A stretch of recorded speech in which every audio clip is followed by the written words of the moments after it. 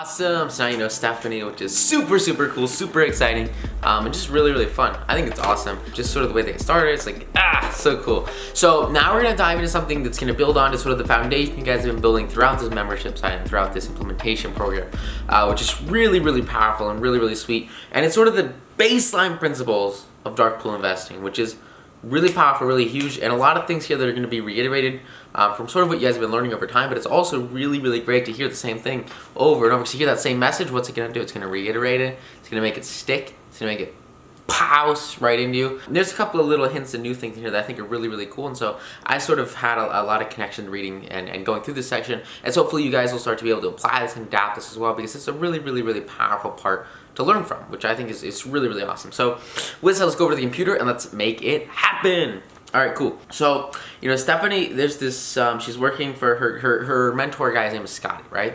And Scotty had this one day he was trading, and he's sitting here in his office, right? And it's just been kind of a crazy day. And, you know, he made this one trade today, and it went up, and it went up, and it went up so much. And, you know, he made 20 grand that day, which is pretty sweet, right? And, you know, Stephanie's right here watching him trade and helping him trade and stuff. And she's like, hey, great job. You know, that's awesome. But he's over here super upset. He's really mad. And he's like, brrr. He's pounding his desk, throwing his chair over, and just making a huge mess. He's just really upset. And Stephanie's like, what the heck, man? What's going on? You know, you just had this awesome day. Like, what's wrong?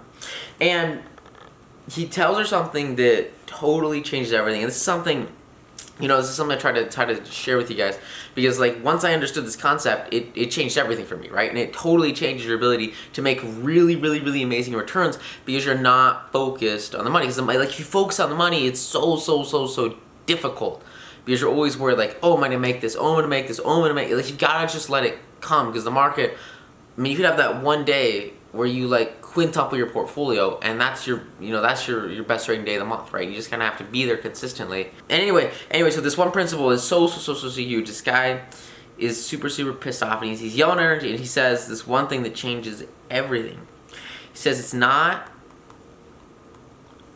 about the money, which is so powerful. It's not about the money. And he's really upset, even though he just made all of this cash on a trade on Intel, which is again a bigger stock. We'll get to why you make those investments and what kind of investments to make later.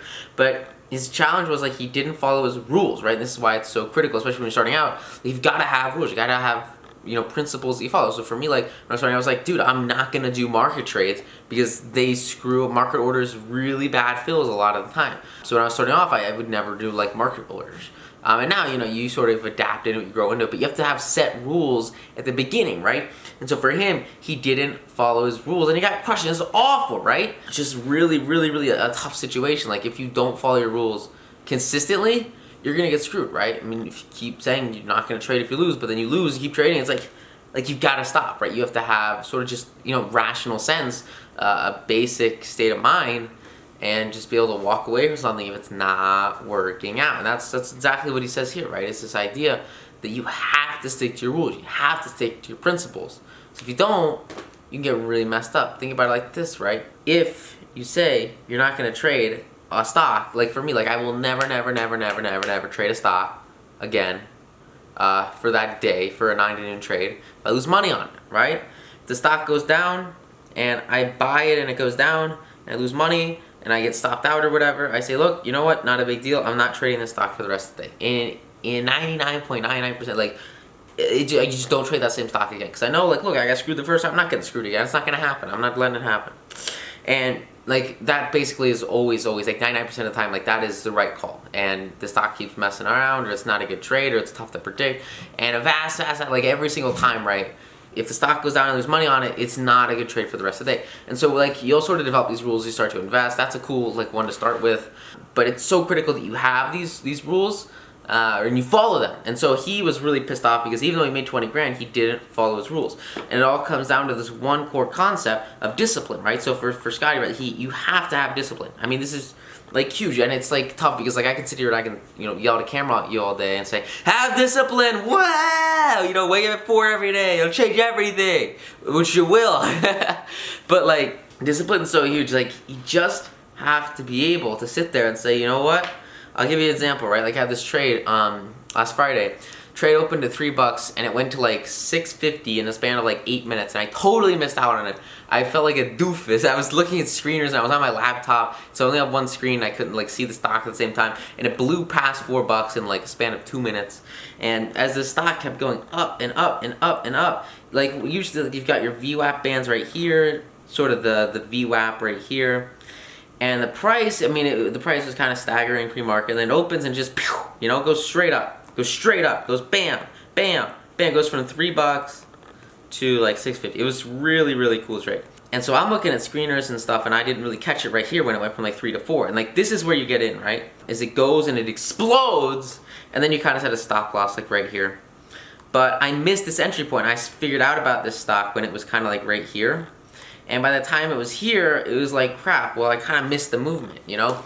And so it's tough because like I don't want to get in it and then, you know, because after this, you know, it just goes down for the rest of the day. It went to like $3 at the end of the day, which is what normally happens, right? Is it'll just kind of taper off past about noon, right? So this is about 12 noon, and it just sort of goes down for the rest of the day.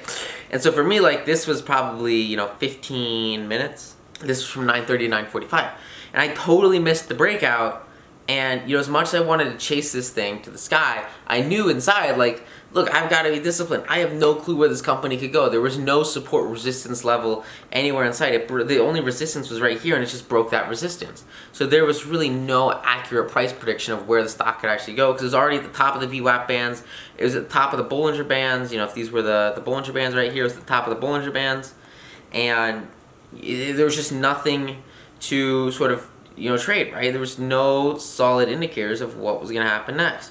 And so if you don't have anything to work off, if you don't have a solid base, like you don't get in an investment. Like that's a huge rule for me, right? Like I have to see something that makes it worthwhile to get in the stock, or you're not going to do it, right? And so that's a really big idea. You have to have discipline, you know, not just to get in really good trades, but also to stay out of bad trades. You know, if I bought this at 5, could have made a solid profit as it goes to 6, but same time, you know, it goes down to 3 for the rest of the day. Like I don't want to get stopped out and lose cash, and I don't know. I was kind of slow on it. Honestly, I really wish I got it, but I didn't, you know, and you can't chase it. You can't just buy it at $6.50 or buy it at $6 and say, oh, it's going to go to 10, because it freaking won't, you know? Most new investors, what do? They buy it at the very, very, very top, and then they have a difficult time selling it, and they ride it down all the way to the bottom until they lose all their money. So you just got to be disciplined.